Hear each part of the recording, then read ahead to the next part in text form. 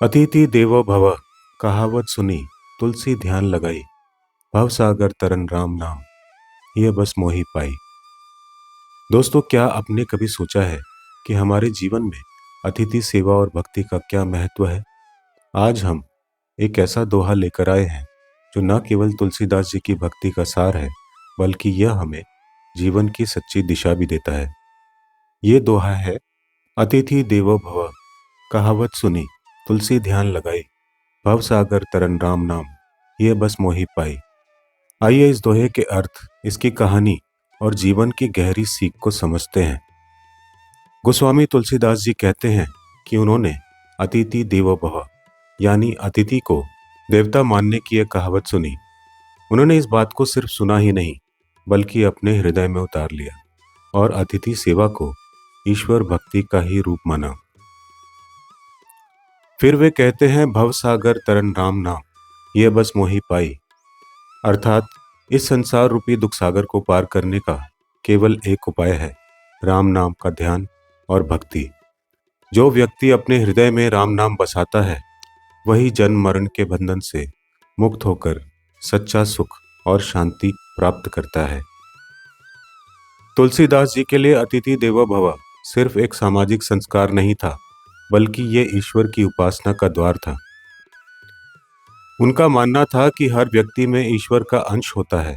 इसलिए जब हम किसी अतिथि, किसी भूखे, किसी अजनबी या किसी जरूरतमंद की सेवा करते हैं, तो वास्तव में हम स्वयं भगवान की सेवा करते हैं। रामचरितमानस में भी तुलसीदास जी कहते हैं, सीलू भली साधु सरल सब सांचे, जन धर्म नीति के पांचे। अर्थात जो व्यक्ति विनम्र, सरल, सच्चे और दूसरे की सेवा करने वाले हैं, और जब यह सेवा राम नाम की भक्ति के साथ जुड़ जाती है, तब यह सेवा केवल कर्म नहीं, बल्कि मोक्ष का मार्ग बन जाती है। एक बार की बात है, काशी के पास एक गांव में तुलसी नाम की वृद्ध महिला रहती थी। उसका जीवन बहुत साधारण था, लेकिन उसका हृदय भक्ति से भरा हुआ था। हर दिन वो राम नाम का जप करती और भगवान का स्मरण करती। एक दिन ठंडी रात में एक अजनबी यात्री गांव में आया। वो भूखा, थका और बारिश से भीगा हुआ था। गांव के लोग उसे देखकर दरवाजे बंद कर लेते, क्योंकि वह गरीब और अजनबी था। लेकिन तुलसी ने अपने दिल की आवाज सुनी, अतिथि देवो भव। अतिथि में ही भगवान का वास है। वह बिना झिझक के उसके पास गई, उसे घर बुलाया, सूखा कपड़ा दिया और रोटी परोसी।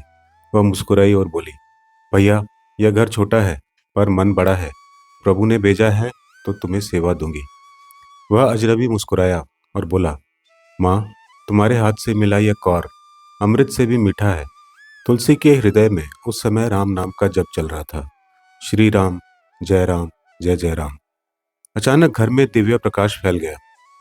वो अजनबी कोई और नहीं बल्कि स्वयं भगवान श्री राम थे। भगवान बोले, माँ तुलसी, तुमने अतिथि देवो भव को सच कर दिखाया है।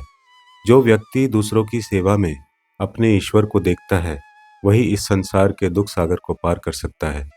तुम्हारे हृदय में जो राम नाम बसा है, वही तुम्हें मुक्ति का द्वार दिखाएगा। तुलसी की आंखों से आंसू बहने लगे। उसने कहा, प्रभु, यदि जीवन में किसी एक बात पर गर्व कर सकती हूँ, तो वो ये है कि मेरे हृदय में आपका नाम बसा है।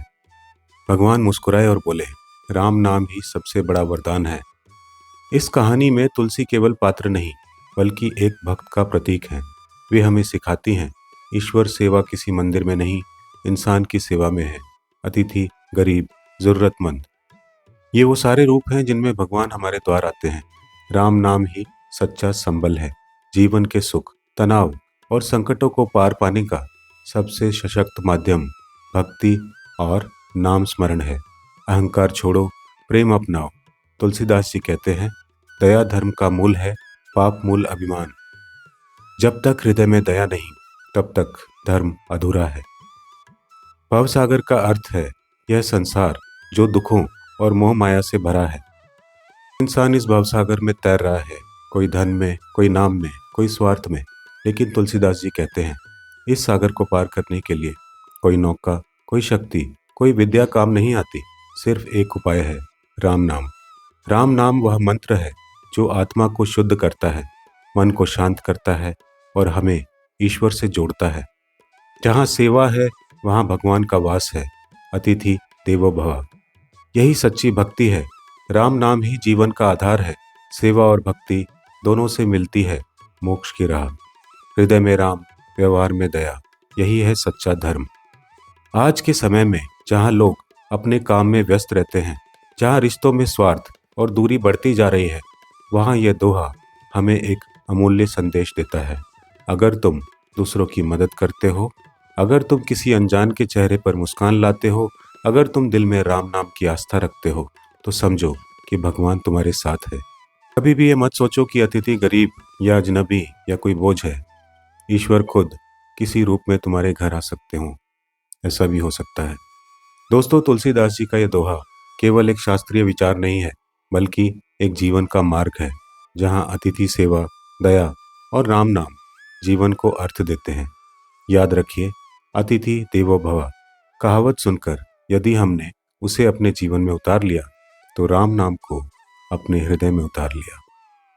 नमस्कार।